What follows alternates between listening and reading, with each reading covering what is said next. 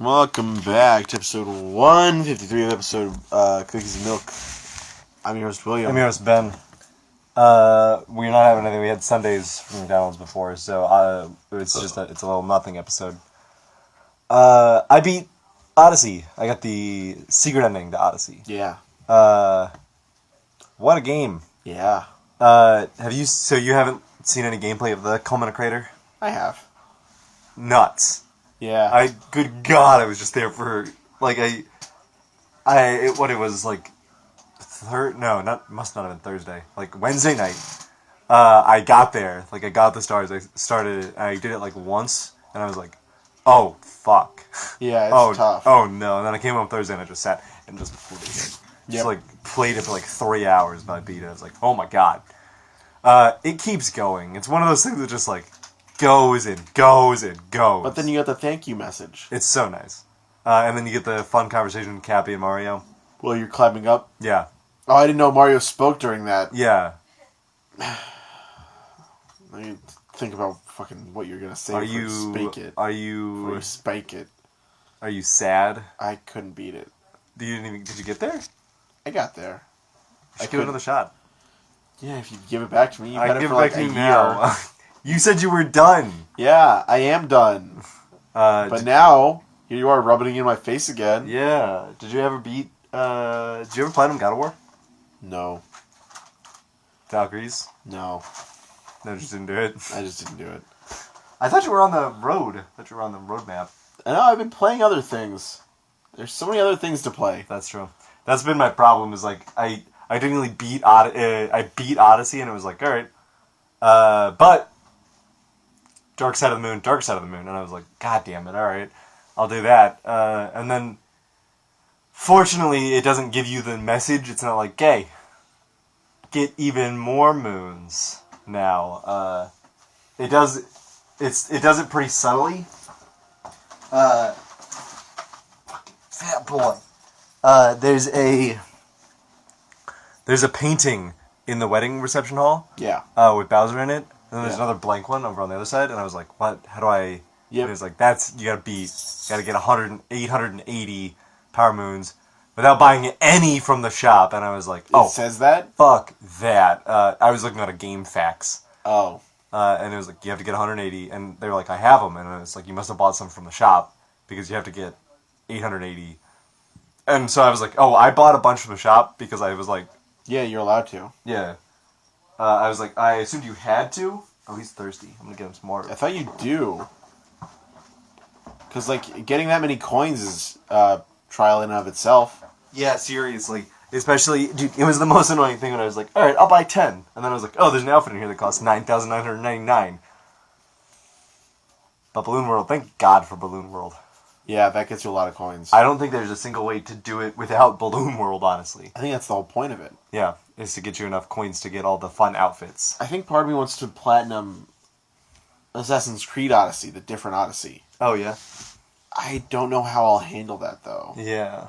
Because I don't know how to plat a game on Xbox One. I don't know how to look it all over, like... I mean, it's in the trophies, right? Yeah, it's all like, easy like that, but... Boy. I don't think I've ever done that, ever 100% of the game on Xbox. What? Didn't you? Oh, no, Assassin's Creed 3 was on PS3, wasn't it? Yep. It's the kind of thing that yeah. It's not really it's weird. The Platinum trophy you get on PlayStation always seemed like so much more worth it to me. Yeah, that's true. And I've never gone as hard on an Xbox game as I have on a PlayStation game. Yeah. I don't know. It's harder to play an Xbox game for some reason. Yeah. It always felt more like the PlayStation 3 was the console that I had to go serious on. And the 360 was like my relaxing, sit down, play some stuff console. Play Skyrim. Yeah. Because we got Skyrim with that also. Yeah. I need to get Skyrim for Xbox One, though. Yeah? Because the mods work on there. Oh, yeah, I guess you get more mods on that. What was it? But no, so I was trying to think of other games that have had, like, Culmina Crater-esque things where you get the final difficulty. We should do that. We should boot up the Wii U and do the final difficulty mission in, Oh. Did we do the other one? The minigame one? Yeah. Yeah. We did. We were able to do that. And then we couldn't do the actual final level. Correct. It's times like that when the 3 players almost feels like a hindrance. Yeah, really. But it's still... We got pretty far into it, but goddamn. The water section killed us, I think. Yeah, the lack of checkpoints in those stages just really gets you at the end there. Any stage where you're like, oh my god, it's still going. Yeah. Which, I mean, is just sort of how older games work when you think about it. Like, it's just like level after level, and you're like, what do I do here? I can't keep going. Right. And then you die, and you have to start the whole thing over. It's just like, I'm amazed I kept the ability to do that. But, because I did it, Galaxy didn't really have that, did it? It didn't have a final difficulty area. Yeah. Galaxy 2 maybe had it better. I know 2 had a Grandmaster Galaxy, and I could not do that one. Yeah. That one was a fucking nightmare. And then it wanted you to do it with 1 heart also, and it's like, 1 HP. how am I gonna do that? Galaxy, how am I gonna do that? Get good. Yeah, literally. Yeah, it's all it comes down to getting good. Which is, it is kind of funny, like, if you play something over and over again like that, that's so completely skill-based. Yeah. I could literally see myself, I was like, alright, I have to get the extra heart power up in the beginning of the culmina crater, also I'm not going to make it to the second actual one. And then after a while I was like, I don't actually need that. I get through this whole area without taking damage. Yeah. And then I was like, alright. And then I get through that area without taking damage. And that area, and that area. And I was like, oh wow! Yeah, that's how it goes. Okay, I'm getting better. Not a lot of games are that good at showing you your skill level. Because the kind of thing that Odyssey doesn't really train you for that. This is like year-old Odyssey discussion. Every stage you can 2017, Ben. 2 years ago. What did I say? Decade old? What's the difference? What's the difference in a decade and 2 years? You said a year old. Oh. I thought I said even longer, and you were like, no, it's only 2 years. No. But it's like, you can approach things however you want, and then in that part of the stage, it's like, no, you really have to just get good. The tricks you've been using from here on aren't going to work. Yeah, that's just, you gotta be better. The part that killed me was the part with the poke bird. Yeah. Because as I was doing the poke bird in the Bowser's Kingdom, I was like, God, I fucking hate the shit they're asking me to do with this fucking bird. I love the bird. It's like, it's fun enough to flick yourself around and stick into walls, but the controls are never good enough. I mean, they were tight enough. And then it was like, hey, guess what? I don't give a fuck how many hearts you have. Poke bird section with pits, bottomless pit. So if you fuck up the poke bird, you die and start all over again. I'm like, God, I had so many times on the poke bird. And then it gets you to the Donkey Kong part where it inverts your controls. It was like, as I was getting to the end of it, I was like, everything that I have hated about this game is all right here. Any of the 2D sections where they invert your controls as you move around and your up and down changes, I couldn't stand it. Yeah, that's true. It's, boy, those aren't good. Those aren't well designed. Yeah, anything that inverts your controls seems like it's not really testing your skill anymore. Yeah, it's testing how quick you can adapt to an annoying control change. Yeah. As opposed to learning the game inside and out, it's like all of a sudden just completely fucked up. Yeah. It's throwing off your perception. It's like, God damn it. Like in Smash, every time I'm like, alright, my controls are reversed, left is right, I need to go the other way, and I don't do it. I never do it. Because it's these small little changes that I have to adapt to on the fly. And they're quick. They don't last long enough. Like, there's just brief inconveniences. I just picked up Kings of Hyrule. Isabel got me to play it, 2-player, and I'm enjoying that more than I did 1-player. Yeah. And there are these inverted patches. They'll invert your movements for a minute. For a second. Yeah. And it's just, long enough for me to hate it. Long enough for me to jump back onto the... like jump back onto the inverted like thing. Yeah. With my inverted controls, and it resets them, and I'm like, okay, well, the match already is over. I wouldn't like go over to this in the middle of an intense fight. I would be rushing and then accidentally step on it after the screen is clear. Yeah. It's So not. it's just like an annoyance more than it is a more than actual a challenge. obstacle. Yeah, it's just never been my favorite thing in games, just like to do it. Yeah.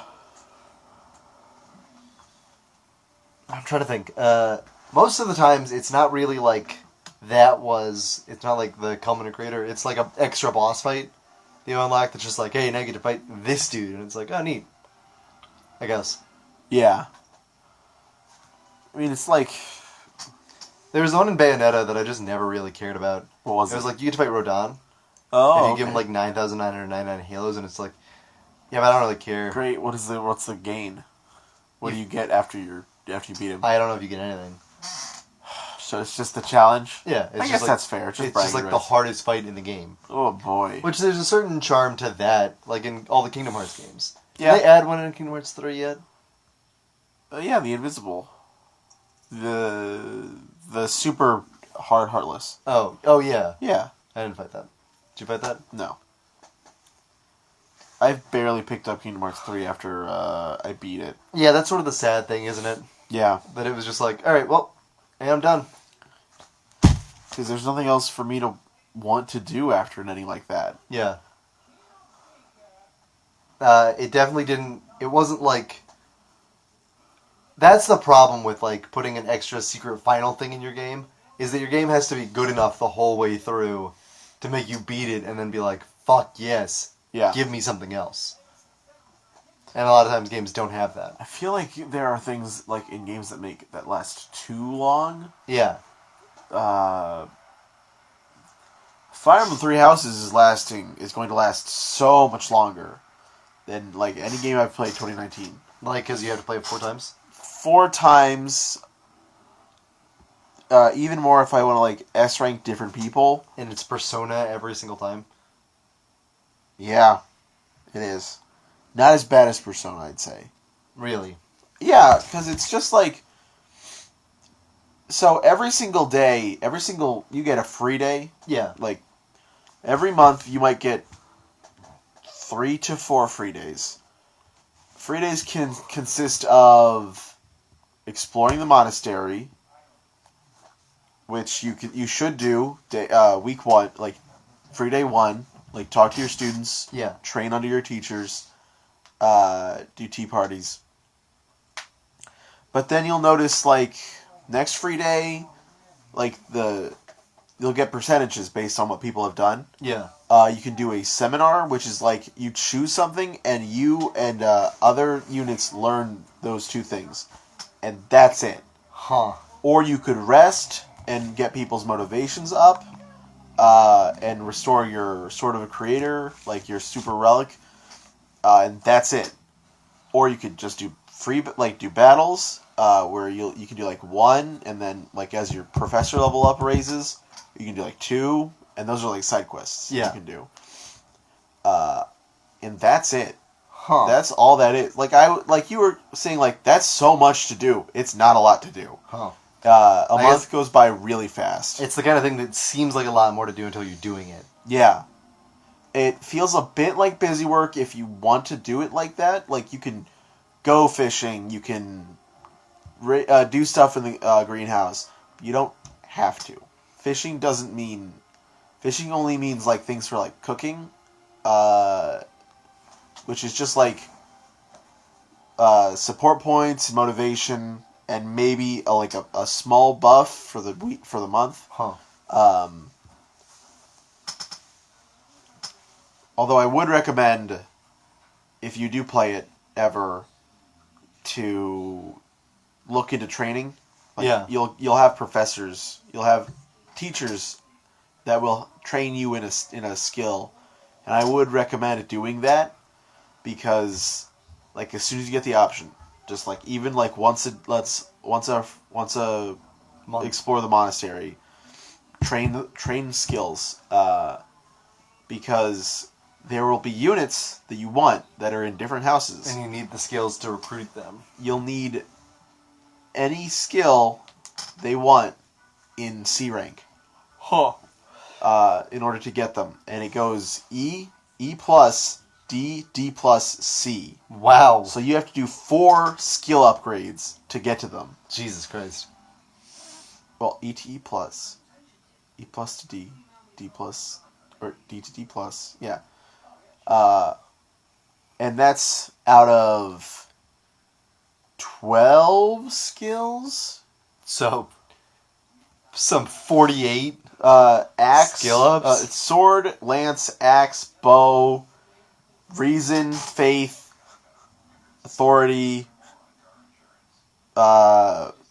riding, and flying. Oh, so 9. 9. So 36. 36. But that's not the only thing they need. They need a stat to be a certain level. On your stats? Like your stats, like from HP to luck, that type of thing. And no student is the same. Huh. You gotta know that. Because they can mix and match. Like, there's a guy, there's a kid named Ash, who's like a bow person. Like, his main thing is bow. But in order to get him, you need a charm and lance stat to get him. With some people it makes sense. Like there's a guy named Felix who uses sword and speed, and that's what you need to get him. Right. But while it's like it's C rank for all of them, you don't know how much the stats are needed. Yeah. Like you can imagine it's like 30 to get them in. That is a lot.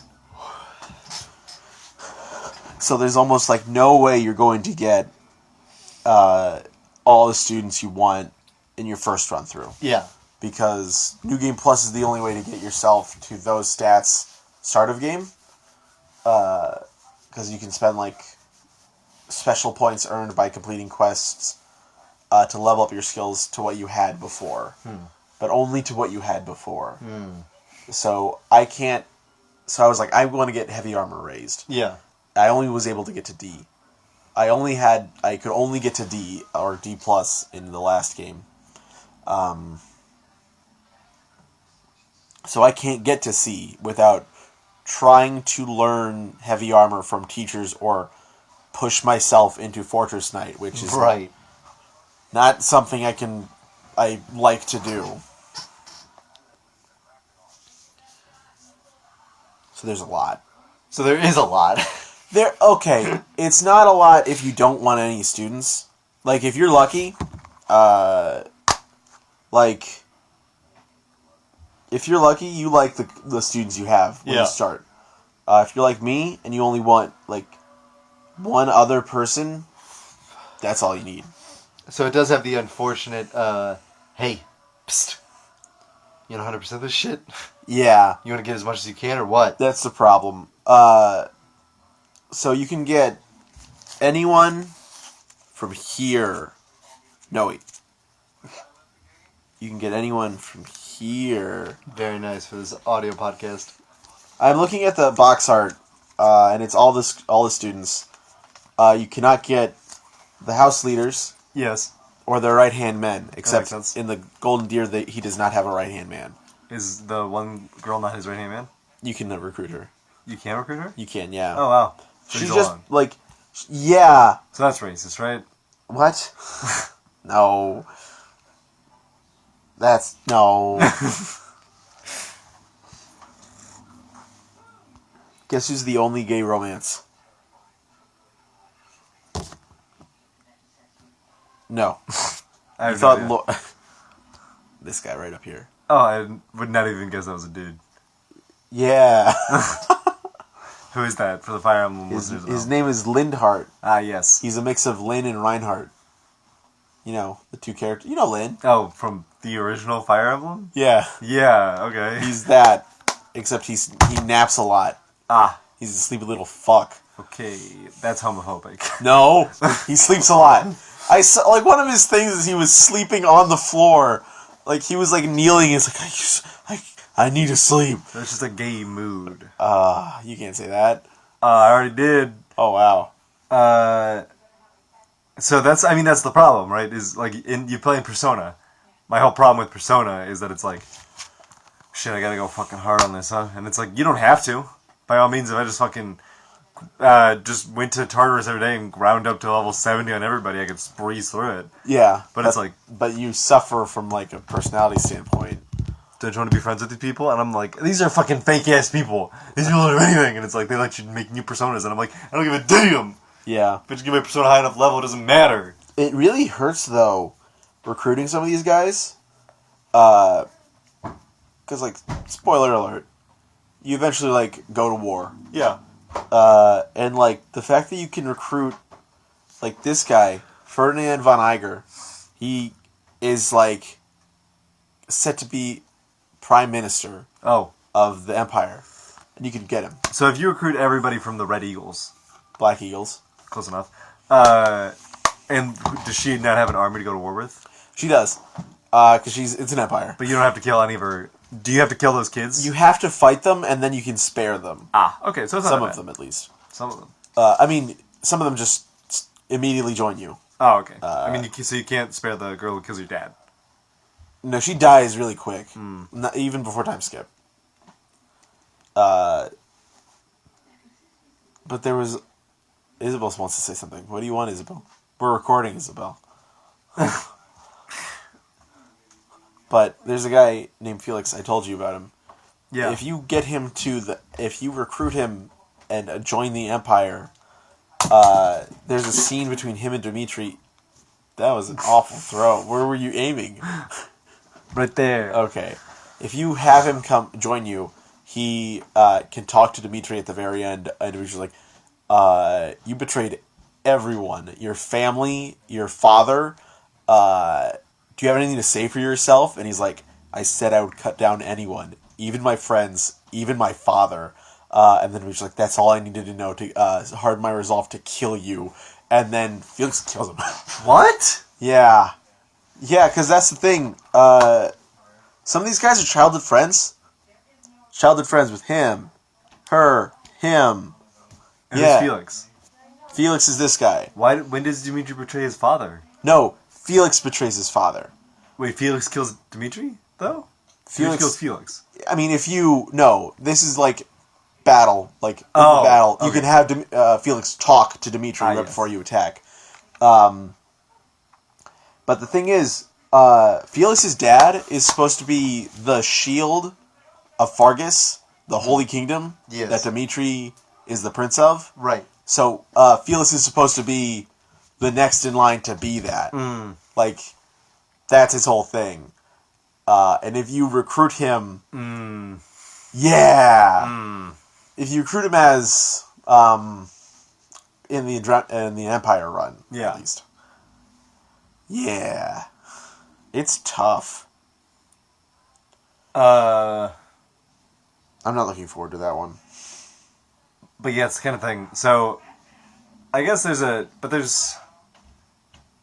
looping back to it for a quick second. I gotta beat Awakening. You do. I should as well. We should both do that and do the Ike fight. Ike's kid fight. Ike fight. Also, Edelgard is Liara. You told me that last time. Yeah. You mentioned that she was obsessed with Byleth. Yeah.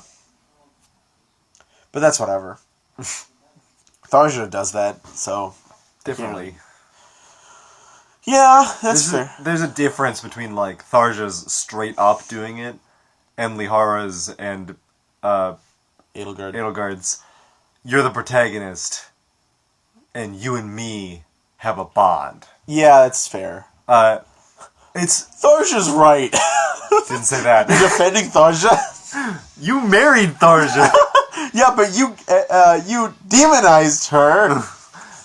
There's a difference in stories between the character who is obsessed with your character and the character who is plot relevant to your character. Yeah. Like, there's a difference between the character saying, hey, you and me, we're something. And the plot saying, you and her, you're something. That's fair, yeah. I guess the plot doesn't really do that with Edelgard. Like, she says it a lot, though. Yeah. But I mean, by all means, she's the final battle. Yeah. So, the plot tells you. She's the final battle for, like, 3 of the routes. Right. Also, Dimitri doesn't lose his eye in, like, the Empire run. What? Like, he's doing better. He's healthy. Like, he still looks the same, but his eye is still there. Wow, it's really weird. What kind of butterfly bullshit is this? I don't understand. Maybe it's because you invade the Empire. Maybe because you invade Garrick Mach the Empire in that run. And he doesn't have time to lose his eye. He doesn't have to... Oops! Almost lost my eye there. That would have been bad. Dimitri, put down your knife collection. We have to go. Of course! Oh, wow, a loose floorboard. That could have been dangerous. I wouldn't have seen that if I was still admiring my knives. Rubber boy. So Dimitri's knife collection, episode 153. That's the end of the episode, right? Yeah, that's fair. The Sundays were okay. They're fine. I've been your host, William. I'm your host, Ben. Remember, like, comment, and subscribe for more fun knife collection shenanigans. Bye.